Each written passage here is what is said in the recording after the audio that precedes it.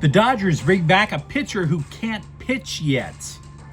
Both the Chargers lines could gobble up all their precious cap space, and UCLA basketball may get a top player back in time for the toughest stretch of the season. Good morning.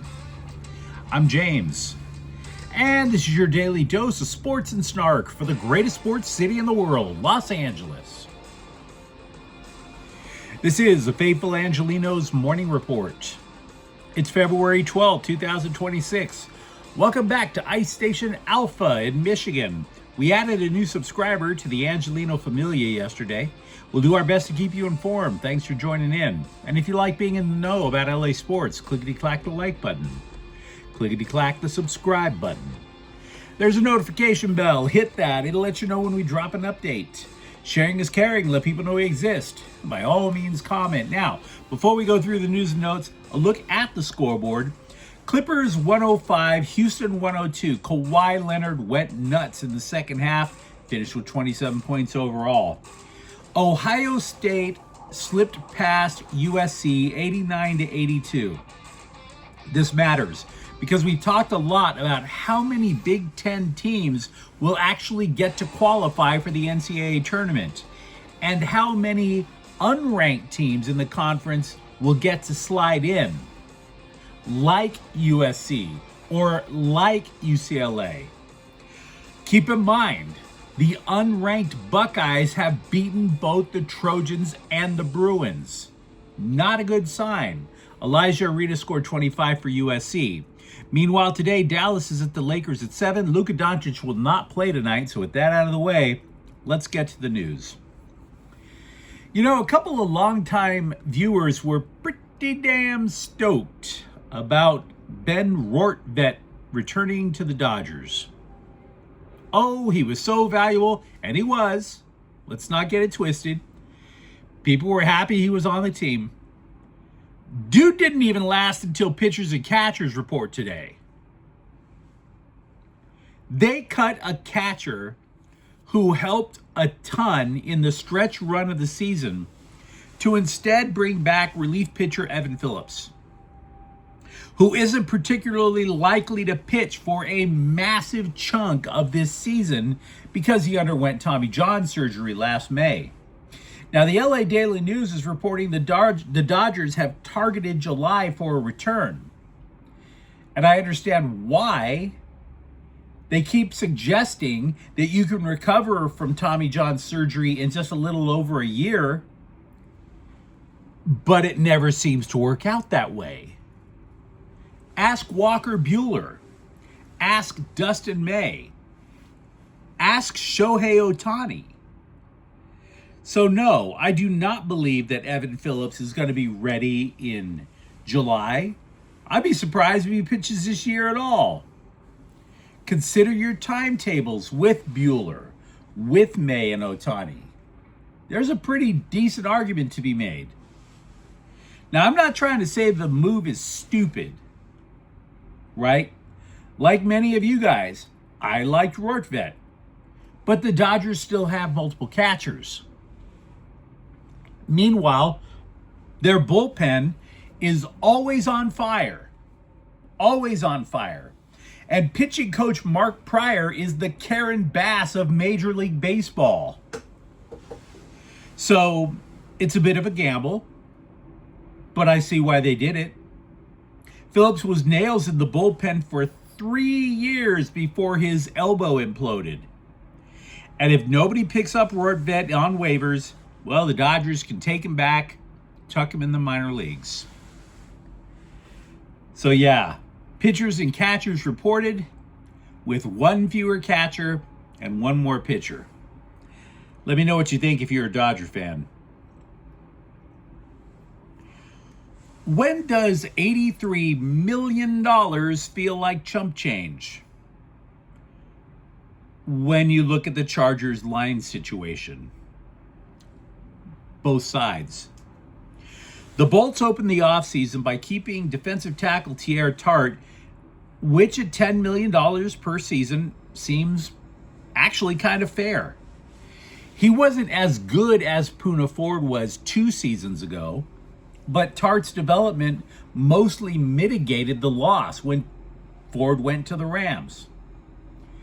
But you pull back, and then you realize that the Bolts have 21 more unrestricted free agents to worry about. All of a sudden, that cap space starts to feel a little vulnerable, particularly on offensive and defensive lines, because you have a priority to ask.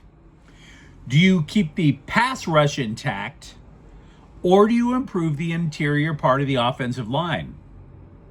The Bolts have major questions to address. For example, do you keep rushers Odafe Owe, Khalil Mack? Do you keep them both? Mack is said to be considering retirement, but yeah, that was also supposed to be the case last offseason. And the Chargers gave him 18 million reasons to change his mind and return. Owe, meanwhile, could top that because he's significantly younger than Khalil Mack.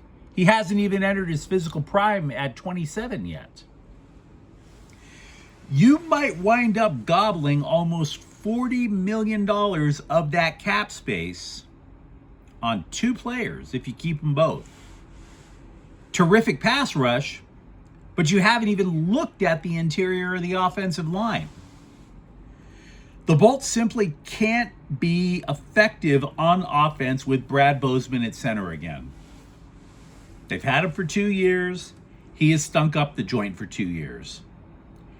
Mekhi Becton last year stole an entire season of pay. And you might not have been a big fan of Zion Johnson, but toward the end of the season, his run blocking effectiveness totally spiked. I'm not into making predictions on this channel, but the guards are starting to get paid in the NFL. And by the way, the Raiders have the same problem. They have more cap space, and for somebody like Zion Johnson, it wouldn't surprise me if they're lurking. If Bozeman, Becton, and Johnson all split, which is a possibility, you would have to rebuild the entire interior offensive line on the fly. And oh, by the way, you haven't even looked at fan favorite receiver Keenan Allen yet. So yeah, 80 million plus in cap space sounds terrific until you realize who you have to keep. For UCLA basketball, the next week and a half is like a crucible. 3 consecutive games against ranked teams, including 2 on the road this weekend. The first one not that far away from where I'm recording right now. USC came here about a month ago and got mollywopped by both Michigan and Michigan State. But there is reason for optimism with UCLA. The Bruins expect Sky Clark to return soon after about a month on the sideline. Mick Cronin said it's possible Clark could play Saturday against Michigan. Second-ranked Michigan, I might add. But there's no idea if he starts. Clark jacked up his hamstring against Iowa, so being out a month actually sounds right. Trent Perry hasn't been bad in Clark's absence. He's been averaging 16.7 points per game in the 10 games Clark has missed. Let's not get it twisted. They'd love to have him back. 7 USC football players have been invited to the NFL Draft Combine. The top 3 Trojans pass catchers will all be on hand: Mekhi Lemon, Jacoby Lane, and Lake McCree. Moreover, safeties Kamari Ramsey and Bishop Fitzgerald, linebacker Eric Gentry, and defensive end Anthony Lucas. Lemon is listed as a first rounder in dozens of mock drafts, so I think that's a solid bet. You could, though, make an argument for 4 or 5 of USC's contingent going in the first 3 rounds. So the result on the field not too great, but they are cranking people into the NFL again. So there is that. In today's unfortunate "Bro, she's just not into you" update, Sparks forward Rakia Jackson said she will be available to testify if felony domestic violence charges advance against Atlanta Falcons rusher James Pierce. Jackson is all systems go for court, wanting, quote, "a prompt and final conclusion to the case," unquote. You can listen to as much red pill content as you want, guys. But I think even Andrew Tate would be like, yeah, you can't ram into your ex-girlfriend's car like a Fast and Furious sequel. Allegedly. Pierce is maintaining his innocence against 5 felonies. 5 felonies. That is a Yahtzee I would not want. But you let me know what you think in the comments thread. Talk to me if you're a Charger fan. Where do you prioritize your cap space?